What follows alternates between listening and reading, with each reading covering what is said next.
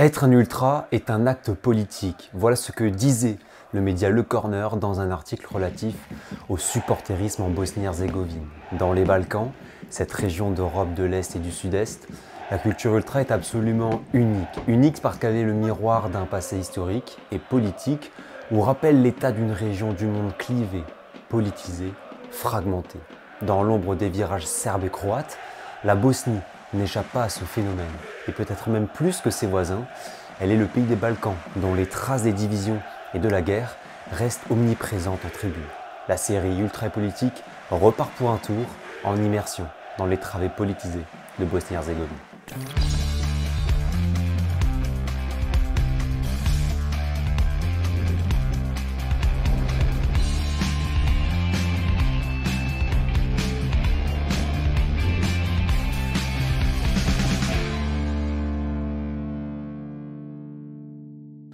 Bonjour les amis, c'est Valentin, bienvenue sur l'Arena, bienvenue pour cette nouvelle vidéo, pour la première vidéo du dernier mois de l'année 2024. Quelle année incroyable sur la chaîne et quel mois on va vivre encore pour ponctuer 2024, vous allez voir, on va se régaler. Aujourd'hui, c'est une nouvelle grosse vidéo, 18e épisode d'Ultra et Politique. Et vous l'avez compris, on va de nouveau parler d'un pays des Balkans, un pays que j'ai moins abordé que les autres, c'est la Bosnie. Même si j'en avais parlé dans la vidéo sur le derby de Mostar sortie il y a quelques mois. Petite fiche en haut à droite pour aller la voir. Il y a des choses qui seront répétées et qui permettront de comprendre aussi certaines choses évoquées dans cette vidéo. Là, on va vraiment plonger dans le monde ultra bosnien plus largement, évoquer des tensions, une histoire, des rivalités et beaucoup de politique. Vous allez voir, c'est très complexe, mais aussi très passionnant. Avant qu'on commence, un grand merci pour vos retours sur la dernière vidéo sur l'Arménie. Un grand merci comme toujours pour votre soutien et fidélité. N'hésitez pas à liker, commenter, partager pour le soutien. C'est gratuit et c'est le meilleur moyen de mettre en avant l'Arena. Et si vous découvrez la chaîne, que vous faites partie des 60% des gens à peu près qui regardent la chaîne sans être abonnés, alors n'hésitez pas à le faire, c'est la meilleure des récompenses. On n'arrivera pas aux 50 000 avant 2025, mais ce serait cool si on pouvait s'en rapprocher le plus possible. Installez-vous bien confortablement, bien au chaud, peut-être déjà à côté du sapin. On est parti. Avant qu'on commence à entrer dans le vif du sujet et à explorer ce monde ultra bosnien, on va comme toujours contextualiser notre sujet et faire une petite introduction sur la Bosnie. Parce que oui, je ne suis pas certain que tout le monde connaisse bien la Bosnie, son histoire politique, démographique ou sociale, et les enjeux de ce pays européen dont on dit souvent qu'il est le pays impossible. Rien ne garantit que dans 15, 20 ou 30 ans, la Bosnie-Herzégovine existera encore. Alors comment expliquer tout ça ? Voilà le territoire de la Bosnie-Herzégovine, superficie de 51 000 km², territoire plus petit que la région française Grand Est par exemple, et territoire très particulier, on le voit, presque enclavé par la Croatie. La Bosnie s'offre un bout de mer d'une dizaine de kilomètres dans le sud du pays. Capitale de l'État Sarajevo, produit intérieur brut de 24 milliards de dollars environ, et 3,8 millions d'habitants. La Bosnie est divisée en trois régions, la Fédération de Bosnie-Herzégovine et la République serbe de Bosnie, dite Republika Srpska, les deux entités les plus importantes du pays, ainsi que le petit district de Brčko qui a un statut particulier puisque territoire dit autonome à la croisée entre les deux autres régions. Ce qu'il faut bien comprendre, c'est que la Bosnie-Herzégovine est un État multiethnique. Les 3,8 millions d'habitants sont divisés majoritairement en trois groupes, les Bosniaques, groupe le plus important avec près de 50% de la population, les Serbes, plus de 30% de l'ensemble, et les Croates, près de 10% de la population. Cette diversité culturelle est également religieuse puisque les Bosniaques sont musulmans, les Serbes orthodoxes et les Croates catholiques. Majoritairement, les Croates et les Bosniaques vivent dans la région de Fédération de Bosnie-Herzégovine et cohabitent dans certains territoires. L'exemple le plus parlant est la ville de Mostar, ville symbole des tensions passées, de la division ethnique et religieuse, tandis que les Serbes de Bosnie peuplent majoritairement la Republika Srpska. Ce maillage territorial et démographique est une conséquence de l'éclatement de l'ex-Yougoslavie et de la guerre de Bosnie. Dans les années 90, la Bosnie, comme d'autres pays d'ex-Yougoslavie, fait face à un conflit terrible mettant aux prises les différentes ethnies.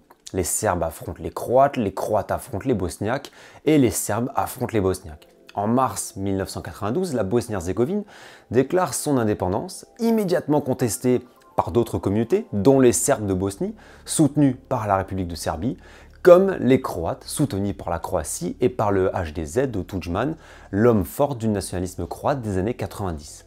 La guerre de Bosnie a duré 3 ans, de 1992 à 1995, et fut marquée par des combats d'une violence extrême entre les forces bosniaques, croates et serbes, ainsi que par des actes de nettoyage ethnique, des sièges, comme celui de Sarajevo, et des massacres, comme celui de Srebrenica en juillet 1995, où 8000 Bosniaques furent assassinés par des forces paramilitaires serbes. Le tribunal pénal international pour l'ex-Yougoslavie et la CIJ, dans un arrêt de 2007, ont qualifié Srebrenica de génocide, une jurisprudence qui ne passe toujours pas en Serbie.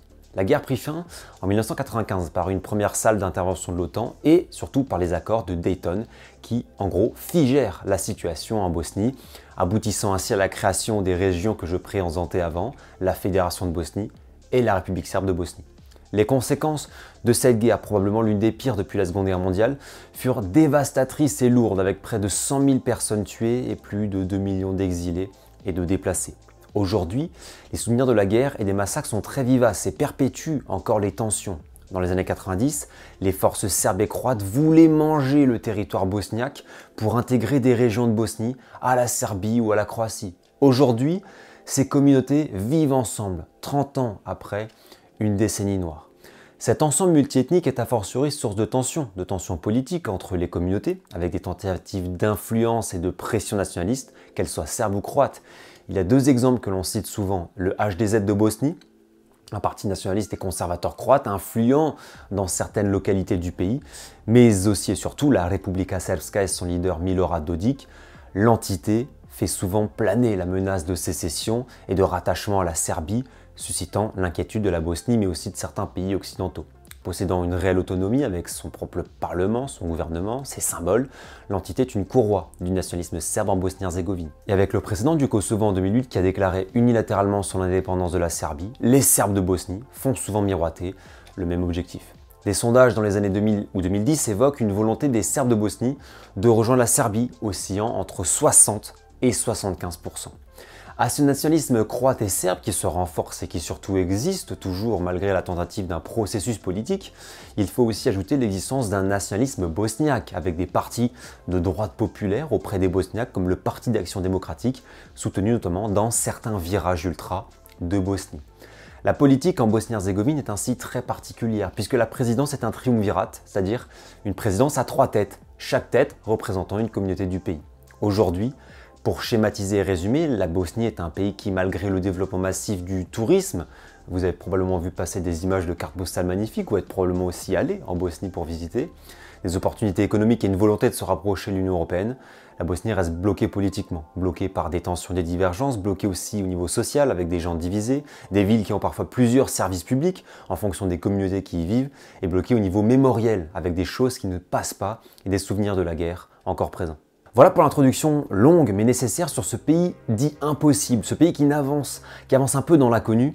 Et si vous ne me croyez pas, vous allez voir qu'en parlant de politique dans les tribunes de Bosnie, ça se demandait comment envisager le futur de cet État avec les divisions catalysées par le football. Mais d'abord, un rapide historique du mouvement ultra en Bosnie. Quand on pense au foot en Bosnie, on pense à ce championnat particulier qui, depuis 2002, unit toutes les communautés du pays. Mais entre 1997 et 2002, il y avait 3 championnats en Bosnie, un entre les Serbes, un entre les Croates et un entre les Bosniaques. Aujourd'hui, ce football bosnien est uni officiellement, bien qu'il soit témoin de rencontres chaudes et politisées comme le derby de Sarajevo ou le derby de Mostar, et avec des clubs étendards des nationalismes et des communautés du pays. Le NK Široki Brijeg et le Zrinski Mostar pour les Croates, Banja Luka pour les Serbes ou le Velej Mostar et le FK Sarajevo pour les Bosniaques.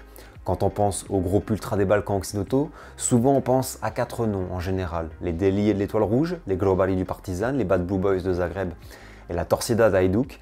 Certains puristes vous parleront d'autres groupes comme au Kosovo, en Albanie ou en Bosnie, mais c'est pas vraiment ce dernier pays qui nous vient en tête quand on pense au mouvement ultra-balkanique, parce que c'est factuel. La culture ultra en Bosnie n'a jamais eu d'impact retentissant à l'international comparé aux voisins croates ou serbes. À l'image de nombreux pays d'Europe de l'Est ou des pays qui étaient sous le communisme, le mouvement ultra en Bosnie germe dans ces années d'implosion et d'évolution territoriale, dans les années 80-90. En 1980 apparaît la Red Army du Velej Mostar, l'un des doyens de la culture ultra en Bosnie, suivi en 1987 des Maniacs du FK Željezničar, de la Horde Zla du FK Sarajevo et des Lešinari de Borac Banja Luka tandis qu'Ultras de Zrinjski apparaît en 1994 et Skripari en 1996. La majorité de ces groupes sont politisés, ils ont une conscience et des avis politiques. Pourquoi? Parce qu'ils sont les représentants en quelque sorte de leur communauté. Et parce qu'ils vivent dans un pays où le contexte politique inonde les stades de football. Souvenez-vous de la phrase « être ultra, c'est déjà un acte politique ». On détaillera tout ça après. Enfin, si certains connaissent la culture stade en Bosnie, c'est aussi et peut-être grâce au supporterisme de l'équipe nationale. Et oui, la Bosnie, c'est pas un grand pays de foot à l'échelle européenne et internationale. C'est l'un des seuls pays des Balkans occidentaux qui n'a par exemple toujours pas disputé l'Euro depuis son indépendance. Mais c'est clairement l'un des pays européens les mieux organisés en termes de supporterisme de sélection. Depuis 2000, BH Fanatikos est le groupe ultra de la sélection de Bosnie, majoritairement composé de Bosniaques patriotes. À l'image des ultras de sélection roumains, albanais ou hongrois, il est l'un des groupes les plus structurés, puissants et bruyants du continent, capable notamment de cortèges imposants et disposant de branches internationales comme en Suisse ou en Allemagne, deux pays où la diaspora bosniaque est importante. Le groupe ultra suit la Bosnie dans plusieurs sports, le foot bien sûr, mais aussi le hand, le volley ou le basket. Je vous propose un petit florilège de ces BH Fanatikos.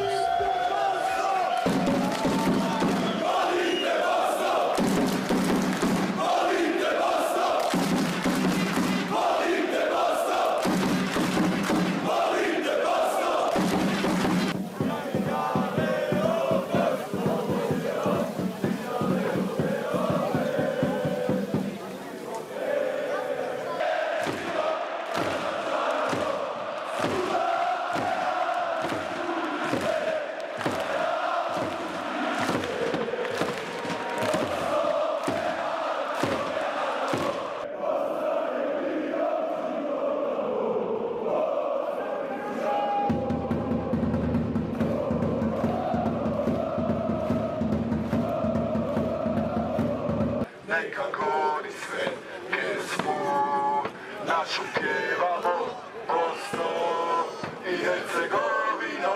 Hajmo, hajmo narode, nekako ni sve pjesmu našu pjevamo, Bosno. Vous l'aurez reconnu dans les images, on voit un moment les BH Fanatikos massés à la Villette à Paris, et oui, c'était lors de France-Bosnie en 2011. Je crois que plus de 20 000 Bosniens avaient fait le déplacement au Stade de France, c'était une véritable invasion. C'est un groupe qui au niveau européen se fait respecter, très clairement, capable aussi d'envahir des stades. Je me souviens par exemple d'un Italie-Bosnie à Turin il y a quelques années, il y avait une grande majorité de Bosniens dans le stade. Et puis, à l'image de quasiment tous les pays des Balkans, c'est un groupe frontalement opposé à la Fédération de foot de Bosnie-Herzégovine, c'est vraiment comme une mesure là-bas. Ça donne souvent lieu à des actions coup de poing, comme ici en 2014, banderole Savez Napolije, traduction la fédération au dehors, ou ici NFSBIH, l'acronyme de la Fédé, barré. En 2007, BH Fanatikos s'était également distingué lors d'un match contre la Norvège en faisant pleuvoir des fumigènes sur la pelouse, destiné bien sûr à mettre à mal sa fédération.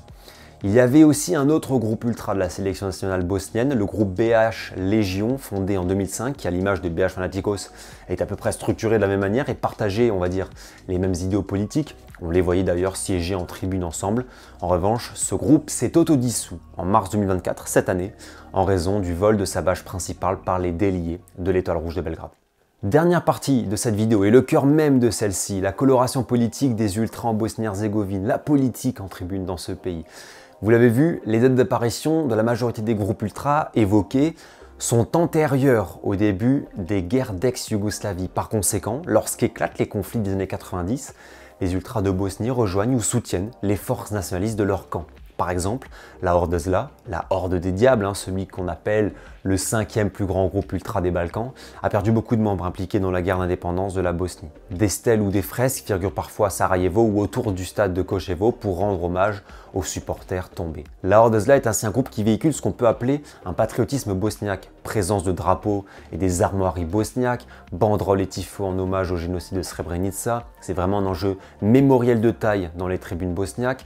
C'est aussi un hommage qui est véhiculé par les Maniacs, groupe plutôt orienté très à gauche du FK Željezničar, où l'on voit aussi souvent des drapeaux bosniens et les armoiries du pays, ainsi que des hommages aux morts du génocide, comme par exemple ce tifo Bosnie mère, Srebrenica sœur, avec ce qu'on appelle la fleur de Srebrenica, une fleur à 11 pétales comme le 11 juillet 1995, date du début des massacres. Enfin, notons la Red Army du Velej qui entretient une forme de patriotisme bosniaque en tribune, couplé en réalité à une forme de lutte contre les nationalismes croates ou serbes. On entend très souvent des chants en l'honneur de la patrie, en l'honneur de la Bosnie, et puis des symboles du pays, comme les armoiries.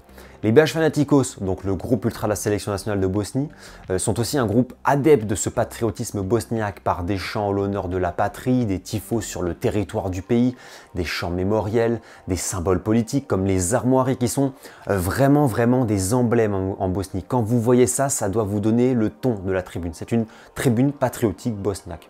On voit d'ailleurs sur cette image un drapeau de l'Armija, la force militaire de Bosnie qui combattait pour l'indépendance dans les années 90. Et puis mentionnons ce tifo, aussi déployé récemment, je crois, représentant un chevalier bosniaque avec l'armoirie du pays encore et le mot Nezavisnoc, traduction indépendance. C'est toujours la fierté du pays d'avoir glané et acquis cette indépendance. Dans les tribunes ultra de Bosnie, il n'y a pas que ça, il y a aussi le patriotisme croate qui est porté par les groupes ultras des clubs à majorité croate.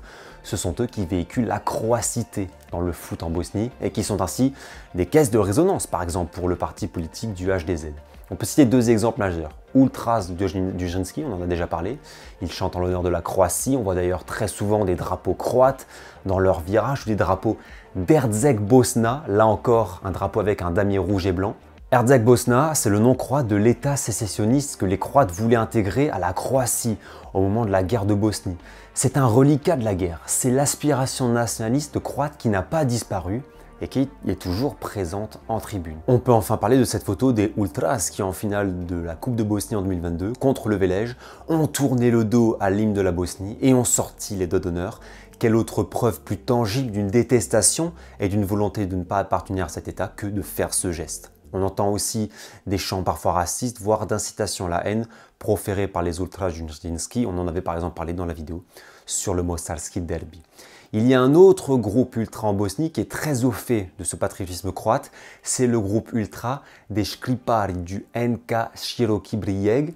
Là aussi, drapeau croate, drapeau d'Erzeg Bosna, chant en l'honneur du nationalisme de la Croatie, joueur aussi à forte majorité croate, c'est un club étendard de cette croacité en Bosnie. D'ailleurs, rien que le nom du groupe, Škripari, c'est une référence à l'imaginaire croate, puisque c'est une référence à des guerriers croates qui luttaient contre le communisme à la fin de la Seconde Guerre mondiale. Enfin, il y a bien évidemment le nationalisme serbe en tribune, en Bosnie. Et celui-là, il est extrêmement actuel dans plusieurs stades du pays, notamment en Republika Srpska, cette région, je vous l'ai dit, qui est peuplée à majorité de Serbes de Bosnie. La tête de gondole, ce sont bien sûr les ultras Lešinari du Banja Luka.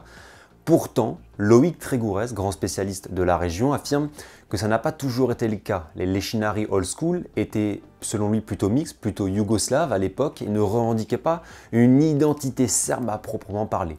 Aujourd'hui, et depuis les années 2000, les jeunes générations, qui n'ont parfois pas connu la guerre, se sont emparées des rites et symboles politiques, culturels et religieux de la Serbie.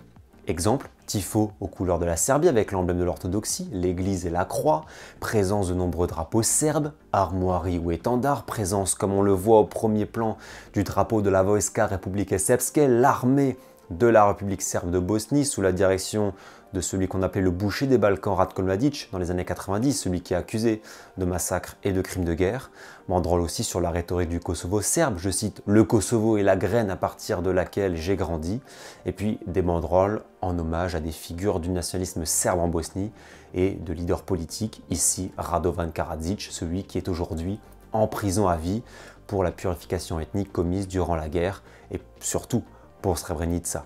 Les Lešinari continuent aujourd'hui de moquer le génocide de Srebrenica en chantant par exemple le chant Noj Jika Srebrenica, traduction un couteau débarbelé Srebrenica, un chant faisant l'apologie du génocide qu'on entend aussi dans certaines franges ultra-nationalistes serbes comme le mouvement 1389 mais aussi le mouvement néofasciste serbe Obraz, mais aussi dans certains virages croates. Ce patriotisme serbe est donc exacerbé dans les tribunes ultra de Banja Luka et cette image qu'on voit souvent est parlante de ce que j'évoque. Le logo du club de Banja Luka, le territoire de la Republika Srpska de Bosnie, drapé de l'aigle serbe. Enfin, Parlons d'un autre club à connotation serbe, un autre club de la capitale, Sarajevo, moins connu, c'est le FK Slavia et ses ultras des Sokolovi, les Aigles qui sont eux aussi des représentants en Bosnie de ce qu'on appelle la serbité, rien qu'avec le nom en hommage à l'animal emblème serbe. Et puis là aussi des drapeaux serbes et drapeaux de l'armée de la République serbe de Bosnie sont très souvent visibles. Un des sous-groupes des Sokolovi Orthodox Corps, s'il existe toujours, était une fraction qui lie énormément le nationalisme politique serbe à la religion et à l'imaginaire du pays par des chants ou des symboles et puis bien sûr par son nom en référence à l'orthodoxie. Voilà en somme les trois nationalismes puissants qui s'entrechoquent dans le football de Bosnie-Herzégovine, chacun étant rival l'un de l'autre, chacun détestant l'autre.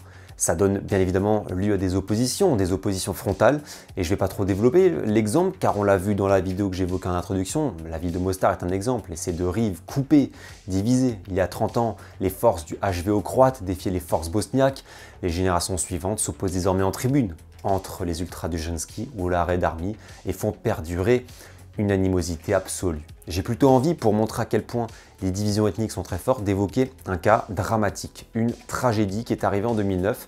C'est la mort d'un supporter ultra de la Hordezla, la mort de Vedran Puljic à seulement 24 ans.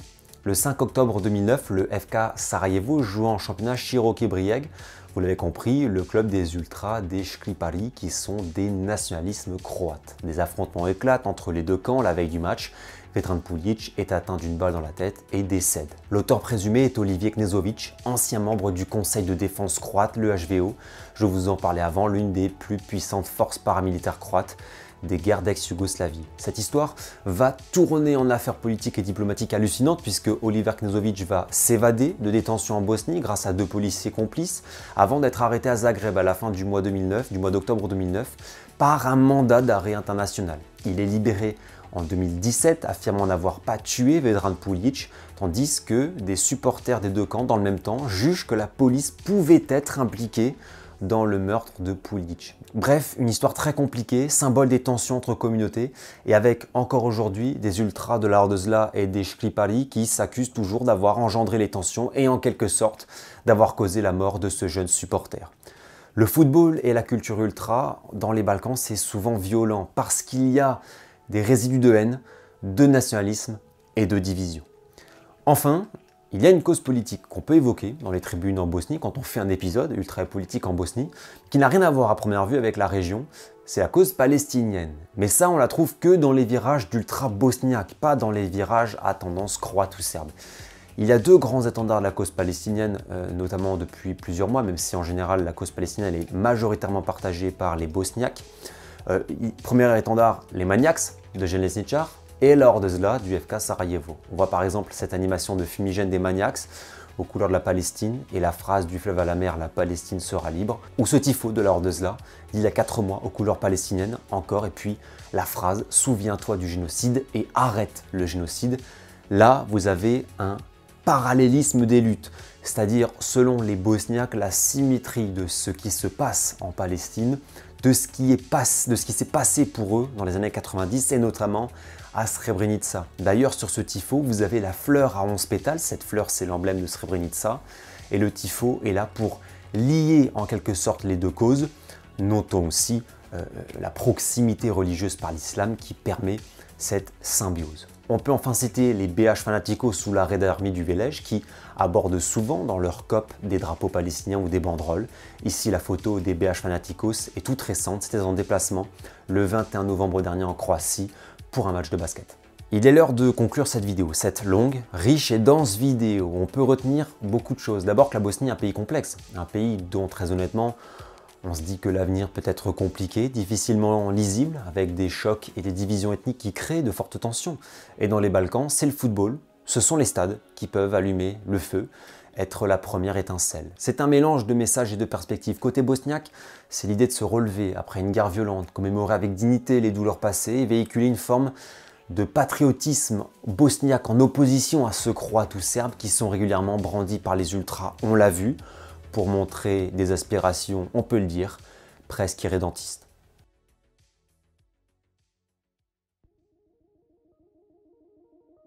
Voilà les amis, c'est la fin de cette vidéo, la fin de ce nouvel épisode d'Ultra Politique. J'espère qu'il vous aura plu. C'était un travail monumental mais extrêmement passionnant. J'ai vraiment adoré le faire. Si vous avez aimé, n'hésitez vraiment pas à liker, commenter, partager et surtout à vous abonner si ce n'est pas fait. Faites exploser tout ça les amis. Je crois en plus qu'on n'est pas loin d'être du plus long épisode de la série. À mon avis, ce sera peut-être le plus long. Remerciements sincères, très sincères pour la page Bosnie Foot sur X qui m'a transmis quelques photos et quelques informations pour la réalisation de cette vidéo. Vous aurez sa page en description si vous souhaitez suivre le foot bosnien. J'en profiterai également pour vous glisser des sources, lectures, livres, informations en description de cette vidéo si vous voulez vous plonger sur le sujet et développer vos connaissances. Vous trouverez aussi, d'ailleurs j'en profite, les liens de mes réseaux sociaux, X, TikTok et Insta. N'hésitez pas à me rejoindre, c'est gratuit bien évidemment. C'est tout pour moi les amis pour cette vidéo, pour cette semaine. Je vous donne rendez-vous lundi prochain pour un nouveau sujet. D'ici là, portez-vous bien, prenez soin de vous et surtout, profitez des vôtres. Ciao ciao.